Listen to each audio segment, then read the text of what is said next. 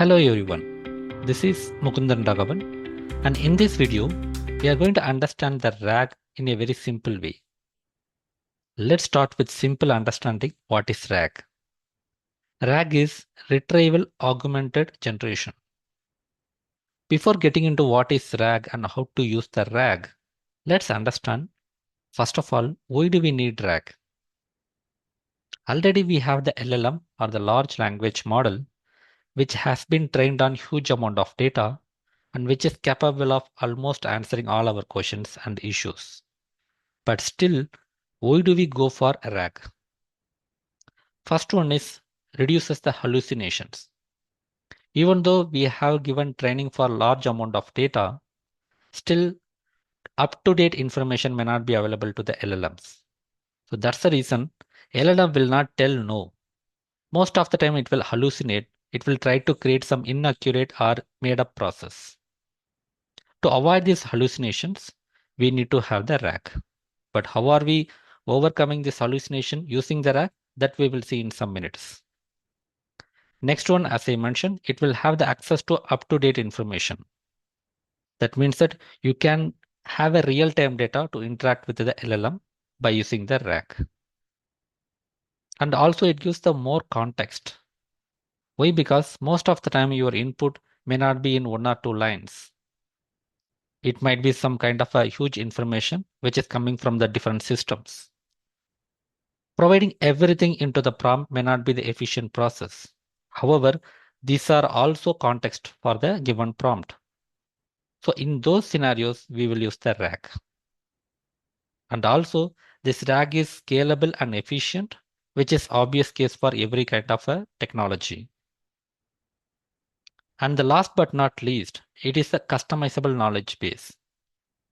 Yes, we have the general LLMs such as OpenAI, Gemini, and so on. Still, we will have our own domain information or specific information, which may not be available or which should not be available to the open sources. But still, you want your LLM to act based on the information that you have from your domain or specific information. For these scenarios, we are going for the RAG. In very simple words, LLM is already powerful. RAG is giving more charges, more power, and more capabilities to the LLM. So this is the reason why we go for the RAG. Again, RAG is Retrieval Augmented Generation. Already we have the LLM with the generation power, which is generating the content based on your prompt. Then what is Retrieval Augmented Generation? Augmented generation is something like it is not the normal way of generation. It is augmented or improved based on your retrieval. Then what is retrieval here and how this entire flow works? Let's try to understand with some diagram.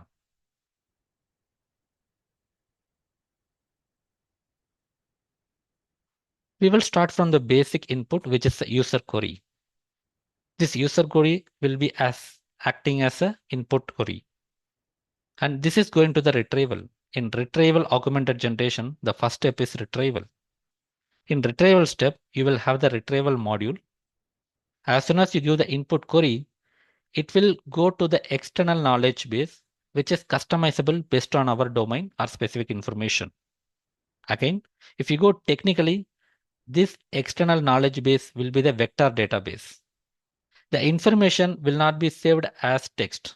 It will be saved as embeddings or vectors.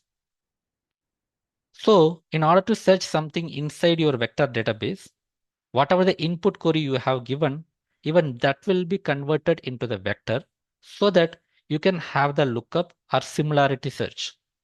In similarity search, you might get a lot of information, and those information also will be vector if it is inside the external knowledge base.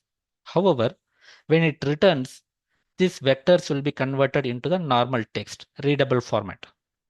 So at this point of time, after step 3, you will have your query and your retrieved documents. Now we have completed our retrieval and we have our input query and our context. Context is nothing but all the retrieved documents. Now you are going to give this to the LLM. So by this time, you will be giving all the documents.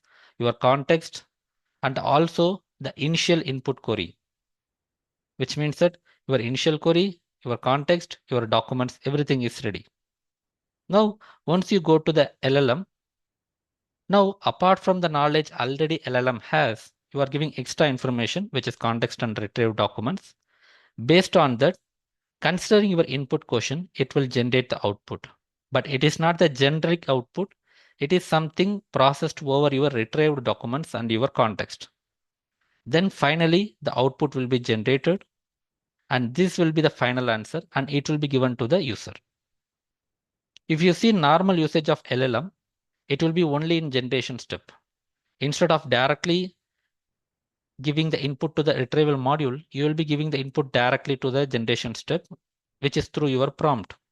However, in this, we are giving our input to the retrieval model, which is capable and responsible for retrieving the relevant information from your external knowledge base. For external knowledge base, you can see a different databases like a Pinecone, ChromoDB, and different kind of vector databases are available. Even further, there are some existing traditional databases are having the new option for the vector database. The one point here you need to know is like it will be consisting of the embeddings or vectors, a numerical representation of your text data. So with this, I hope we will understand the RAG very easily. Retrieval augmented generation. First step retrieval happens with these inputs. It will generate or it will augmentedly generate the output for you so that you will have the perfect up to date or very specific to your domain information will be given as the output. So this is why RAG is being used. And in coming videos, we might be seeing how to use the RAG from the AutoGen perspective. For example, in AutoGen, we have the instance or class called retrieve user proxy agent. So this retrieve user proxy agent will be used in case if you want to perform the RAG inside the AutoGen framework. More will be in the coming videos. So we have covered basically why do we need use the RAG, the basic information, and also we have seen the basic flow, how the RAG works from user query to the final output. And also we have seen what is the class or instance being used in AutoGen to implement the RAG, which is retrieve user proxy agent. And this is all about this video, and always be a rainbow in others cloud.